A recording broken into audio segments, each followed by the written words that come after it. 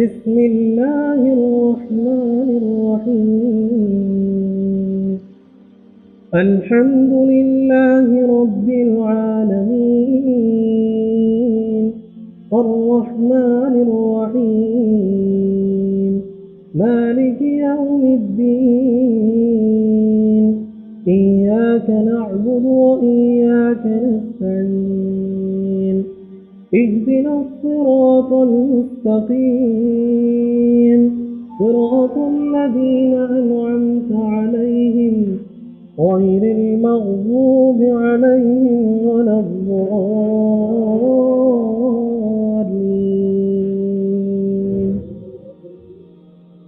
میں پناہ مانگتا ہوں اللہ کی شیطان مردود سے۔ شروع کرتا ہوں اللہ کے نام سے جو بڑا مہربان نہایت رحم والا ہے۔ تمام تعریفیں اللہ ہی کے لیے ہیں جو تمام جہان کا پالنہار ہے، جو بڑا مہربان نہایت رحم والا ہے، جو یوم جزا کا مالک ہے۔ اے ہمارے رب، ہم آپ ہی کی عبادت کرتے ہیں اور آپ ہی سے مدد طلب کرتے ہیں۔ اے ہمارے رب، ہمیں سیدھے راستے کی ہدایت دے، یعنی ان لوگوں کی جن پر آپ نے اپنا کرم فرمایا، نہ کہ ان لوگوں کی جن پر آپ ناراض ہوئے اور جن پر آپ کا غضب نازل ہوا اور جو راہ راست سے گمراہ ہوئے۔ سورۃ الفاتحہ۔ حدیث شریف کے اندر اس سورت کے بہت سارے نام آئے ہیں۔ اس کو ام القرآن بھی کہا جاتا ہے، فاتحۃ الکتاب بھی کہا جاتا ہے، سبع مثانی بھی کہا جاتا ہے، سورۃ الفاتحہ بھی کہا جاتا ہے، سورہ شفا بھی کہا جاتا ہے اور سورہ کافی بھی کہا جاتا ہے۔ تو مختلف نام احادیث رسول صلی اللہ علیہ وسلم کے اندر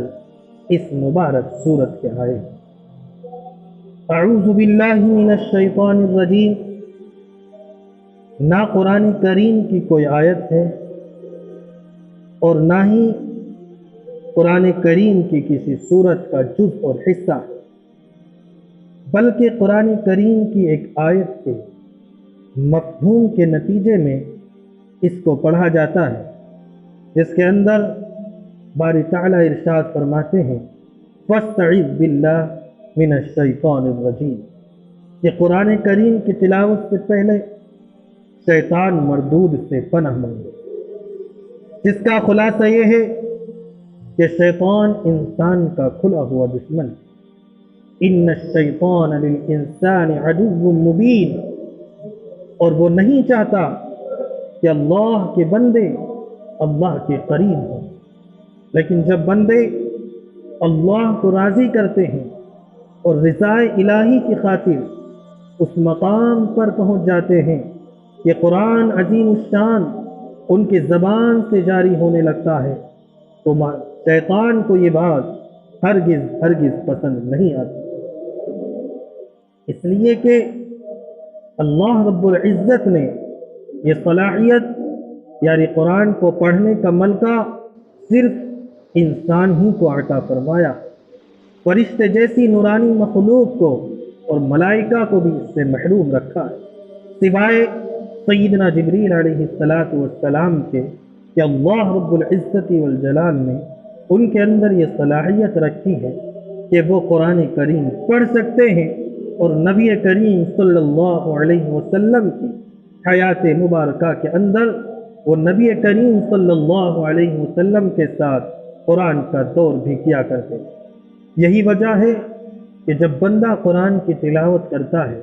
تو فرشتے اس کے لبوں کو چومتے ہیں، اس کی محفل کا حصہ بنتے ہیں، اور شیطان کو یہ بات ہرگز گوارا نہیں ہوتی، اس لیے وہ ایڑی چوٹی کا زور لگاتا ہے، اپنی تمام تر طاقتیں، اپنی تمام تر کوششیں اور اپنی تمام تر توانائیاں اس بات کے اندر خرچ کرتا ہے اور یہ کوشش کرتا ہے کہ بندہ قرآن کی تلاوت کو بند کرے۔ حدیث شریف کے اندر آتا ہے افضل الذکر تلاوت القرآن، کہ سارے اذکار کے اندر قرآن کی تلاوت سب سے بڑا ذکر ہے۔ اور اکابرین نے یہاں تک کہا کہ جس بندے کو قرآن کریم کی تلاوت میں اتنا شغف رہتا ہو،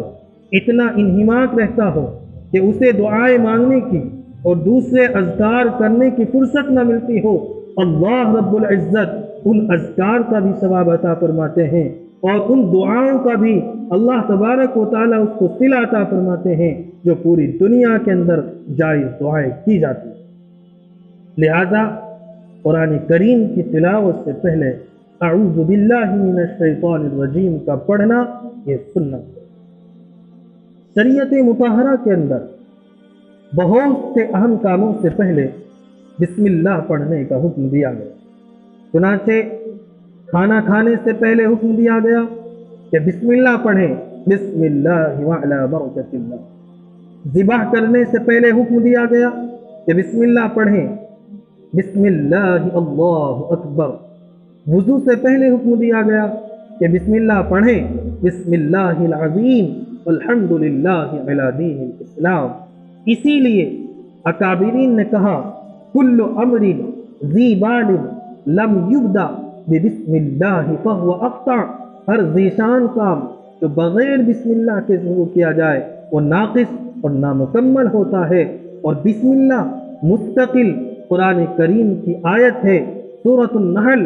آیت نمبر 98 کے اندر اللہ تعالیٰ ارشاد فرماتے ہیں انہ من سلیمان وانہ بسم اللہ الرحمن الرحیم۔ معلوم یہ ہوا کہ قرآن کی تلاوت سے پہلے تعوذ اور تسمیہ یعنی اعوذ باللہ اور بسم اللہ کا پڑھنا یہ سنت ہے اور اسے کرنا چاہیے۔ پہلا اس لیے کہ شیطان کا مکر شامل نہ ہو، اس کا فریب شامل نہ ہو اور اخلاص سے تلاوت کی جائے، اور دوسرا اس لیے کہ اللہ کے بابرکت نام سے شروع کیا جائے تاکہ تلاوت کے اندر برکت ہو اور زندگی کے اندر ایک اسلامی انقلاب پیدا ہو۔ الحمدللہ رب العالمین، تمام تعریفیں یعنی دنیا کے اندر ایک دوسرے کی تعریفات کی جو وجوہات ہو سکتی ہیں، جو اسباب ہو سکتے ہیں، جو بنیادیں ہو سکتی ہیں کہ آپس میں ایک دوسرے کی تعریف کبھی حسن کی وجہ سے کی جاتی ہے، کبھی حکمرانی کی وجہ سے کی جاتی ہے، کبھی اختیارات کی وجہ سے کی جاتی ہے، کبھی طاقت و قوت کے بلبوتے پر کیا جاتا ہے، کبھی مال و دولت کی بنا پر کی جاتی ہے۔ تو دنیا کے اندر آپس میں ایک دوسرے کی جو تعریفیں کی جاتی ہیں اور ان تعریفات کی جو وجوہات اور جو اسباب ہو سکتے ہیں وہ سب کے سب اللہ ہی کے سایہ شان، اس لیے کہ اللہ رب العزت ان کا پیدا کرنے والا ہے، اور یہ تمام چیزیں کہ جن کی بنا پر آپس میں ایک بندہ اور ایک بندی، ایک بندے اور ایک بندی کی تعریف کرتے ہیں، وہ سارے کے سارے کمالات اور خوبیاں اور فنکاریاں اور صلاحیتیں اور استعداد اللہ کی ذات بابرکات کے اندر بدرجہ اکمل کامل و مکمل موجود ہیں۔ اس لیے کہ اللہ رب العزت نے ان ساری چیزوں کو بغیر نمونے، بغیر سیمپل، بغیر آئیڈیل کے بنایا ہے، اور جس نے جو چیز بنائی ہو بنانے والا مخلوق سے خالق افضل ہوتا ہے۔ تو دنیا کے اندر جو تعریف کی جاتی ہے کہ ایک انسان کسی کو کہے کہ زید بہت خوبصورت ہے تو حقیقت میں وہ اللہ کی تعریف ہوتی ہے، اس لیے کہ زید کو حسن دینے والا ہمارا رب ہے۔ اگر کوئی کہے کہ بکر بہت زیادہ مال و دولت اور خزانوں کا مالک ہے تو حقیقت میں اللہ کی تعریف ہے، اس لیے کہ خزانوں سے نوازنے والا ہمارا رب ہے، تو در حقیقت یہ اللہ ہی کی تعریف ہوتی ہے۔ اس لیے اللہ رب العزت نے فرمایا کہ دنیا کے اندر جتنی بھی تعریف ہیں عرش و فرش کے اندر، زمین و آسمان کے اندر، خلا اور فضا کے اندر، وہ سب کی سب اللہ ہی کی سایہ نشان۔ اللہ یہ اللہ کا ذاتی نام، یعنی مطلقاً کسی کے رکھنے کی اس کو اجازت نہیں ہے کہ کوئی یہ کہنے لگے اللہ، نہیں، کسی کو اس کے نام کے رکھنے کی، خالص نام رکھنے کی اجازت نہیں ہے۔ عطاء اللہ، ثناء اللہ، اس طریقے سے نام رکھ سکتے ہیں، لیکن محمد اللہ، اللہ احمد، اس طریقے سے مطلقاً یہ نام رکھنا جائز نہیں ہے، اس لیے کہ یہ اللہ کا نام اللہ ہی کے لیے خاص ہے۔ رب کہتے ہی اس ذات کو جو پالنہار ہے، جو تمام چیزوں کو عدم سے یعنی بغیر نمونے کے وجود بخشے اور ہر چیز کو اس کی ضرورت بھی عطا فرمائے، اگر یہ صلاحیت اور خوبی اگر کسی کے اندر موجود ہے وہ ہمارے رب ہی کے اندر موجود ہے کہ اللہ تعالیٰ نے بغیر نمونے کے آسمان کو بنایا، اور آسمان کی شایان شان جو چیز ہو سکتی تھی یعنی برسنا، اللہ نے اس کی صلاحیت اس کے اندر پیدا فرمائی۔ اللہ نے زمین کو بغیر نمونے کے بنایا، اور زمین کے شایان شان جو چیز ہو سکتی تھی یعنی اگانا، اللہ نے اس کی صلاحیت اس کے اندر رکھی۔ تو جو چیز کو پیدا کرے اور ان کی ضروریات کا سامان بھی ان کو عطا فرمائے، اس کو رب کہتے ہیں، اور یہ چیز ہمارے اللہ ہی کے اندر موجود ہے۔ تمام جہان کا پالن ہے۔ جس طریقے سے انسانوں کی دنیا ہے، اسی طریقے سے جناتوں کی بھی دنیا ہے، اسی طریقے سے فرشتوں کی بھی دنیا ہے، اسی طریقے سے آسمان کے اوپر عرش پر بھی دنیا ہے، اسی طرح زمین کے نیچے تحت الثری کے اندر بھی روحیں جمع کی جاتی ہیں، اسی طریقے سے زمین کے اوپر حشرات الارض کیڑے مکوڑوں کی بھی ایک دنیا ہے، ان کا بھی ایک جہان ہے، پرندوں کی بھی ایک دنیا ہے، انسانوں کی بھی ایک دنیا ہے۔ تو عرش و فرش کے اندر، زمین و آسمان کے اندر جتنے جہان، جتنی دنیا اور جتنی مخلوقات ہو سکتی ہیں، سب کا رب ہمارا اللہ ہے۔ اس لیے فرمایا کہ تمام تعریفیں اس اللہ کے لیے ہیں جو تمام جہانوں کا پالنہار اور الرحمن الرحیم، تو بڑا مہربان نہایت رحم کرنے والا۔ ان کے اندر لفظاً اور ظاہراً تو کوئی فرق نہیں ہے، لیکن علماً فرق ہے۔ علمی اعتبار سے رحمان اس کو کہتے ہیں کہ جس کی رحمتیں عموماً سب پر برستی ہوں، جیسا کہ اللہ رب العزت کی رحمتیں، اللہ کے خزانے عموماً دنیا کے اندر سب پر برستے ہیں۔ جس طرح مسلمان کھاتے ہیں اس طرح غیر بھی کھاتے ہیں، جس طرح مسلمان پیتے ہیں اسی طرح غیر بھی پیتے ہیں، جس طرح مسلمانوں کو روزی دی جاتی ہے اسی طرح غیروں کو بھی روزی دی جاتی ہے۔ تو اللہ کی رحمت صرف مسلمانوں ہی کے ساتھ خاص نہیں ہے۔ ہونا تو یہ چاہیے تھا کہ جو اللہ کے سامنے سجدہ کرتے ہیں، جو اس کے رسول صلی اللہ علیہ وسلم کو مانتے ہیں، جو اس کی عبادت کرتے ہیں، جو اس کی فرما برداری کرتے ہیں، جو اس کے حکموں کو مانتے ہیں، ہونا تو یہ چاہیے تھا کہ آسائشیں انہی کے لیے ہونی چاہیے تھی، خزانے انہی کے لیے ہونے چاہیے تھے، پانی انہی کے لیے ہونا چاہیے تھا، کھانا انہی کے لیے ہونا چاہیے تھا، رہنے سہنے کے مکانات اور تمام تر سہولتیں انہی کو ملنی چاہیے تھی۔ جو باغی ہیں، جو سرکش ہیں، جو ظالم ہیں، جو جابر ہیں، ان کے لیے نہ کھانا ہونا چاہیے تھا، نہ پینا ہونا چاہیے تھا، نہ رہنے سہنے کے گھر ہونے چاہیے تھے۔ لیکن اللہ تعالیٰ نے جس طرح اپنے والوں کو یہ چیز عطا فرمائی، یعنی فرما برداروں کو عطا فرمائی، نافرمانوں کو بھی دنیا کے اندر عطا فرمائی۔ تو گویا ہم کہہ سکتے ہیں کہ اللہ کی رحمت، اللہ اپنی رحمت کے اعتبار سے دنیا کے اندر رحمان، لیکن کل قیامت کے دن اللہ تعالیٰ رحیم ہوگا، اللہ کی رحمت خاص ہوگی، اور اللہ رب العزت جسے چاہیں گے جنت کے اندر داخل فرمائیں گے، اور جسے چاہیں گے اس کے لیے جہنم کا فیصلہ فرمائیں گے۔ کسی کے لیے کوئی اختیار نہیں ہوگا۔ وَاتَّقُوا يَوْمًا لَا تَجْزِي نَفْسٌ عَن نَفْسٍ شَيْئًا وَلَا يُقْبَلُ مِنْهَا شَفَاعَةٌ وَلَا يُؤْخَذُ مِنْهَا عَدْلٌ وَلَا هُمْ يُنصَرُونَ۔ کوئی کسی کا پرسان حال نہ ہو۔ خود نبیوں کی حالت یہ ہوگی۔ حضرت عیسیٰ علیہ السلام کو اللہ تعالیٰ حاضر فرمائیں گے اور ان سے کہیں گے کیا آپ نے کہا تھا اپنے ماننے والوں سے، اپنے حواریین سے، اپنے امتیوں سے کہ آپ کو نعوذ باللہ میرا بیٹا کہیں، اور آپ کی اماں حضرت مریم کو نعوذ باللہ میری بیوی کہیں، کیا بیوی اور بیٹا بننے کا حکم آپ نے دیا تھا؟ حضرت عیسیٰ علیہ السلام نبی ہونے کے باوجود اللہ کے اس جواب کو سن کر اور اللہ رب العزت کے ان کلمات کو سن کر کانپ جائیں گے، اور جس طرح خوف کی وجہ سے دنیا کے اندر جب ایک مجرم عدالت کے اندر کھڑا ہوتا ہے، ایک مجرم جب قانون والوں کے سامنے کھڑا ہوتا ہے تو خوف کی وجہ سے پسینے کے اندر شرابور ہو جاتا ہے اور پسینے کے اندر ڈوبنے لگتا ہے، اسی طریقے سے حضرت عیسیٰ علیہ السلام اللہ کے ان کلمات سے گھبرا جائیں گے اور کانپ جائیں گے، اور آپ کے بدن کے اوپر جو بال ہوں گے ان سے خون ٹپکنے لگے گا۔ جس طرح دنیا کے اندر ایک بندے کا پسینہ نکلتا ہے، اسی طرح پسینے کی جگہ آپ کا خون نکلے گا۔ اللہ تبارک و تعالیٰ ظالموں کی طرف نظر رحمت بھی نہیں فرمائیں گے، وَلَا يَنظُرُ إِلَيْهِمْ يَوْمَ الْقِيَامَةِ وَلَا يُزَكِّيهِمْ۔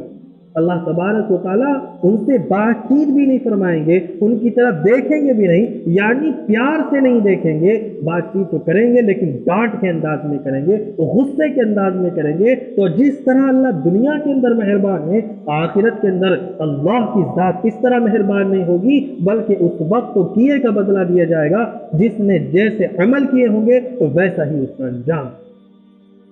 مالک یوم الدین، اللہ تعالیٰ یوم جزا کا مالک، یعنی قیامت کے دن کا مالک۔ اللہ تو ہر ہی چیز کا مالک ہے، زمین کا مالک بھی اللہ، آسمان کا مالک بھی اللہ، عرش و فرش کا مالک بھی اللہ، انسان و جنات کا مالک بھی اللہ، لیکن اللہ تعالیٰ پہلی ہی صورت کے اندر فرماتے ہیں کہ قیامت کے دن کا مالک۔ اس لیے کہا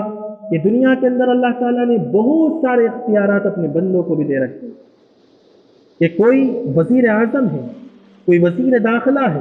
کوئی پردھان ہے، کوئی چودھری ہے، وہ اپنے اپنے علاقے کے ذمہ دار ہوتے ہیں، لیکن قیامت کے دن نہ کوئی وزیر اعظم ہوگا اللہ کے علاوہ، نہ کوئی وزیر داخلہ ہوگا اللہ کے علاوہ، نہ کوئی چودھری ہوگا اللہ کے علاوہ، بلکہ خود نبی کریم صلی اللہ تعالی علیہ وسلم نے ارشاد فرمایا کہ میں بھی اللہ کے فضل سے جنت کے اندر داخل ہوں۔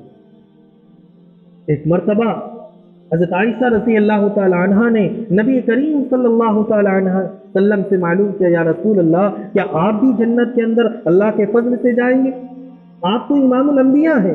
آپ کے صدقے میں اللہ نے زمین و آسمان بنایا ہے۔ ہمارے نبی نے کیا ہی پیارا جواب دیا، فرمایا عائشہ، میرا نبیوں کا سردار ہونا بھی تو اللہ کا فضل ہے،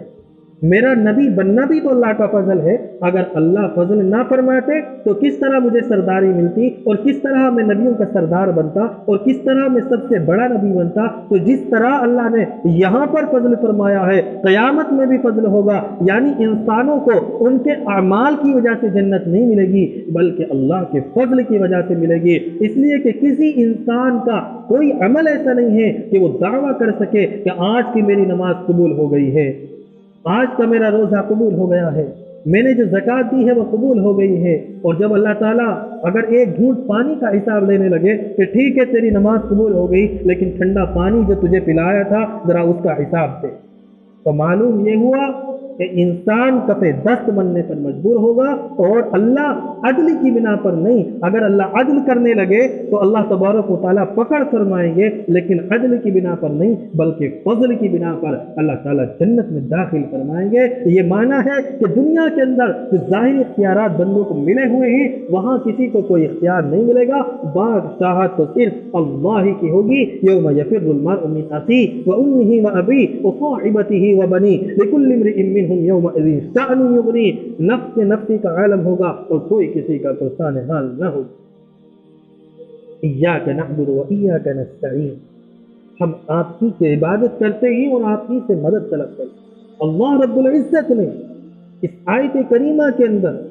شرک کی جڑوں کو ختم کیا ہے، اور یہ بتانا چاہا ہے کہ مشکل کشا صرف اللہ، حاجت روا صرف اللہ، بگڑی کو بنانے والا صرف اللہ ہے۔ اللہ کے علاوہ نہ کوئی اولاد دے سکتا ہے، اللہ کے علاوہ نہ کوئی زندگی دے سکتا ہے، اللہ کے علاوہ نہ کوئی موت دے سکتا ہے۔ اگر کوئی یہ کام کرتا ہے یعنی اللہ کی ذات و صفات کے اندر کسی کو شریک کرتا ہے، تو اللہ وارننگ دیتے ہیں، ان اللہ لا یغفر ان یشرک بہ ویغفر ما دون ذلک لمن یشاء۔ اللہ تبارک و تعالی جس کی چاہے مغفرت فرما سکتے ہیں، لیکن جس نے اللہ کے ساتھ شرک کیا ہوگا، اللہ تعالیٰ صاف اعلان فرماتے ہیں کہ اللہ اس کی مغفرت نہیں فرمائے۔ اور آپ ہی سے ہم مدد طلب کرتے ہیں۔ ہم دیکھتے ہیں کہ دنیا کے اندر بہت سارے کام ایسے ہوتے ہیں، اور انسان مدنی طبع ہے، بغیر ایک دوسرے کے سہارے کے چل نہیں سکتا۔ کبھی کھانا کھانے کی نوبت آتی ہے، کبھی پانی لینے کی نوبت آتی ہے، اور خود قرآن کریم کے اندر حضرت عیسیٰ نے فرمایا، قال من انصاری الی اللہ، کون میرا مددگار بنے گا، میرا معاون بنے گا؟ قال الحواریون نحن انصار اللہ، ان پر جو ایمان لے کر آئے تھے حواریین، انہوں نے کہا ہم آپ کا زندگی اور موت کے اندر ساتھ دینے کے لیے تیار ہیں۔ معلوم یہ ہوا کہ ظاہری چیزوں میں ایک دوسرے کا سہارا بننا اس آیت سے مراد نہیں ہے، بلکہ اللہ کی ذات کے اندر کسی کو شریک کرنا، کہ جس طریقے سے اللہ اولاد دیتا ہے کوئی دوسرا بھی دیتا ہے، جس طریقے سے اللہ مارتا ہے کوئی دوسرا بھی مارتا ہے، جس طریقے سے نعوذ باللہ اللہ ہمارا رب ہے، اللہ کے علاوہ اور بھی ہمارے رب ہیں، اللہ کی ذات و صفات کے اندر کسی کو شریک کرنا یہ اس آیت کے اندر مراد ہے۔ اگر یہ کوئی ایسا کرتا ہے اللہ اس کو پسند نہیں کرتا۔ اہدنا الصراط المستقیم، اللہ نے دعا سکھائی ہے کہ اللہ ہمیں سیدھے راستے کی ہدایت دے، یعنی وہ راستہ جس پر آپ نے انعام فرمایا، اور وہ راستہ کون سا ہو سکتا ہے؟ وَمَن يُطِعِ اللَّهَ وَرَسُولَهُ فَأُولَٰئِكَ مَعَ الَّذِينَ أَنْعَمَ اللَّهُ عَلَيْهِم مِّنَ النَّبِيِّينَ وَالصِّدِّيقِينَ وَالشُّهَدَاءِ وَالصَّالِحِينَ وَحَسُنَ أُولَٰئِكَ رَفِيقًا ذَٰلِكَ الْفَضْلُ مِنَ اللَّهِ وَكَفَىٰ بِاللَّهِ عَلِيمًا، کہ وہ انبیاء کا راستہ، وہ صحابہ، تابعین، شہداء، صدیقین کا راستہ ہو سکتا ہے، دوسرے انداز میں کہے فرما برداروں کا راستہ، اور وہ راستہ جس پر چل کر وہ گمراہ ہوئے، یعنی ابو جہل کا راستہ اور بہت سارے کفار مکہ کا راستہ، اس سے پناہ چاہیے بچنے کی۔ اللہ نے ہمیں دعا کی تلقین فرمائی ہے، تو اللہ ہمیں سیدھے راستے کی ہدایت دے، سیدھے راستے سے نیک لوگوں کا راستہ مراد ہے، اور اللہ غلط اور گمراہ راستے سے ہمیں بچائے، یعنی نافرمانوں سے بچائے۔ اللہ رب العزت کہنے سننے سے زیادہ ہمیں عمل کی توفیق عطا فرمائے۔